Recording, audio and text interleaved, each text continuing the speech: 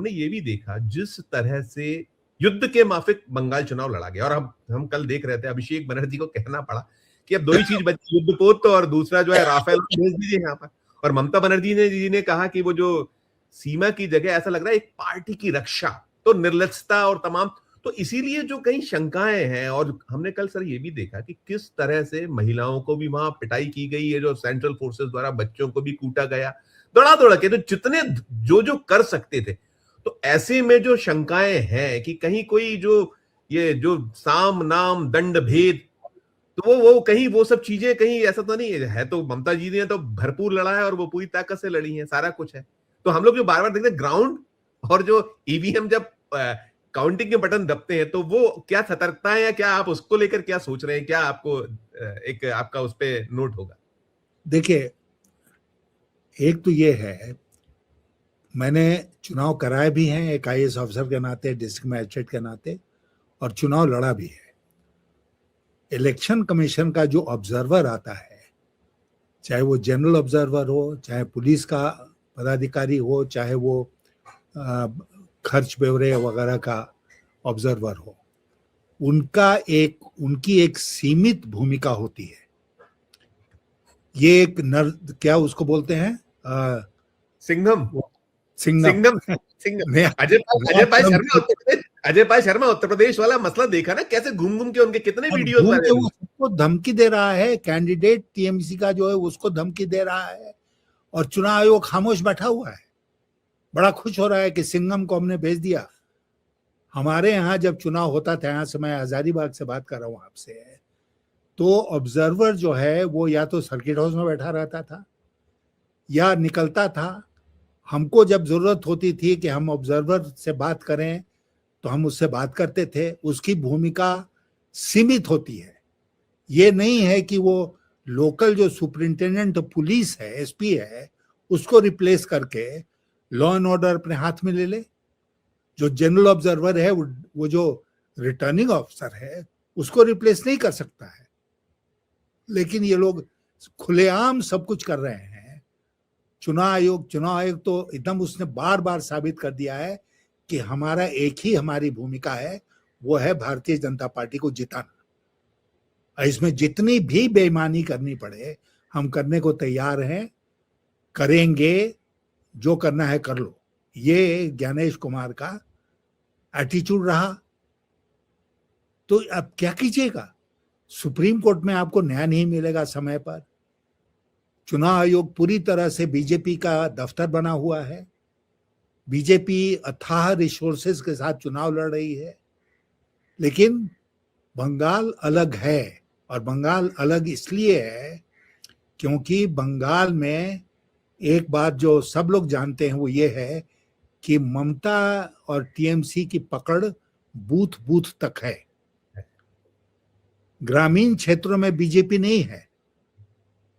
वैसे तो शहरी क्षेत्र में भी नहीं है। कलकत्ते की तो सारी सीटें ये लोग कोलकाता की हार गए पिछली बार, वहां पर भी नहीं है, और इसलिए कमजोर स्थिति में है।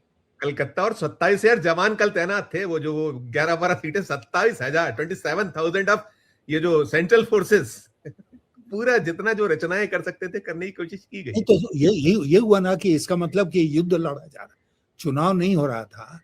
और शायद ये अभिषेक बनर्जी ने कहा कि it is not an election, it's war. Yes sir, युद्ध हो रहा है। राफेल और उसके कहने कि राफेल और युद्धपोत और भेज दीजिए, यही कहा था उन्होंने, कल कहा था, ये बयान था। नहीं सर, इसमें मैं एक आध सवाल दूसरा पूछूं उसके पहले। जैसे आपने कहा, आप जैसे कि जो इलेक्शन कमीशन ऑफ इंडिया का जो रोल है, अभी आप देखिए कि 2 बार कोशिश हुई कि उनके खिलाफ अविश्वास प्रस्ताव मंजूर नहीं होता है। दूसरा, हमने बड़ा एक मसला मामला देखा कि वो दल नहीं विलय उसका होता है, उसके साथ सांसद राज्यसभा के निकलते। शायद आपने इतना लंबा आपका अनुभव है, दीर्घ अनुभव है, एक टिप्पणी उसमें भी सोचता हूं कि ली ही जाए आपसे, कि 7 राज्यसभा सांसद वो अपने दल को छोड़ते हैं और विलय कर देते हैं अपने स्वयंभू तरीके से, और उनको मान्यता दे दी जाती है रातों रात, बिल्कुल बिना देर किए। ये क्या हो रहा है, कैसा है ये, क्या लोकतंत्र, कैसी ये पूरी व्यवस्था क्या है? इस पे एक जरूर आप टिप्पणी प्लीज कीजिएगा। देखिए, वस्तु स्थिति ये है संजीव जी कि जितनी भी संस्थाएं हैं जो प्रजातंत्र की रक्षा के लिए बनाई गई हैं, कि ये कुछ भी हो, ये प्रजातंत्र की रक्षा करेंगी, ऐसी सब संस्थाएं कॉम्प्रोमाइज हो गई हैं। तो हमारे जो उपराष्ट्रपति महोदय, जो राज्यसभा के अध्यक्ष भी हैं, सभापति हैं, वो भी एक पार्टी के मेंबर के नाते काम कर रहे हैं वहां पर। मैं आपको बताऊं कि क्या आप में आम आदमी पार्टी जो है उसमें विघटन हुआ है? वही वही वही वही आम आदमी पार्टी कब ब्रेकअप हुई? ये जो है कि राज्यसभा के 2/3 मेंबर चले गए, ये अपने आप में मेरा मानना है कि नाकाफी है। ब्रेकअप होना चाहिए, स्प्लिट होना चाहिए मेन पार्टी में। यस सर, और anti main defection law, party anti defection law तो यही कहता है ना, यही कहता है ना। हाँ, और मेन पार्टी में बिल्कुल बाकायदा कन्वेंशन होना चाहिए। जो लोग स्प्लिट करना चाहते हैं उनका, वहां पर बाकायदा प्रस्ताव पारित होना चाहिए कि भाई मेन पार्टी स्प्लिट कर रही है, उसमें इतने सांसद, इतने विधायक हैं देश भर में, और तब इस पर फैसला होगा जो भी उसका अथॉरिटी है। यहाँ तो रातों रात, जैसा आपने कहा, वो टूटे और भारतीय जनता पार्टी में चले गए और उपराष्ट्रपति महोदय ने उनको स्वीकार कर लिया कि हाँ वो भाजपा के अब सदस्य बन गए। तो संविधान की जितनी संस्थाएं हैं वो संविधान की रक्षा करने के बदले उनको तहस नहस करने पर लगी हुई हैं। इसीलिए देश में जो एक प्रजातंत्र खतरे में है करके आंदोलन करते हैं कुछ लोग, वो सही करते हैं ना, क्योंकि ऐसा हो रहा है कि जब प्रजातंत्र के रक्षक संस्थाएं जो हैं वही भक्षक बन जाएंगे तो प्रजातंत्र बचेगा कैसे? यही तो। मैं सर पुनः लौटता हूँ, ये जो आपने कहा हम एग्जिट पोल नहीं, एग्जिट पोल का इंतजार करेंगे, 4 तारीख का इंतजार करेंगे। लेकिन जैसे जो एक्सेस माय इंडिया ने जो कहा है तमिलनाडु को लेकर कि वहां जो विजय की जो पार्टी है टीवीके, उसको वो कह रहे हैं 98 to 120, क्या भरोसा है इस पे कुछ? हालांकि वहां भी जिस तरीके से बम्पर वोटिंग हुआ है, वो भी वहां भी एसआईआर में नाम बहुत काटे गए। कुछ आपके सोर्सेस या आपके जो पास फीडबैक्स किस तरह के हैं? क्या जैसा आपने बताया कि बंगाल को लेकर आपके पास, तो वहां को लेकर कुछ है तमिलनाडु को? बाकी आगे भी पूछता हूँ। नहीं, टीवी के विजय की पार्टी को कुछ सीटें वहां मिलेंगी नहीं, लेकिन ऐसा जो 98 to 120 ये कुछ क्या, ये बिल्कुल गलत है। वहां डीएमके जमी हुई है, अन्ना डीएमके, बीजेपी की वहां कोई औकात नहीं है।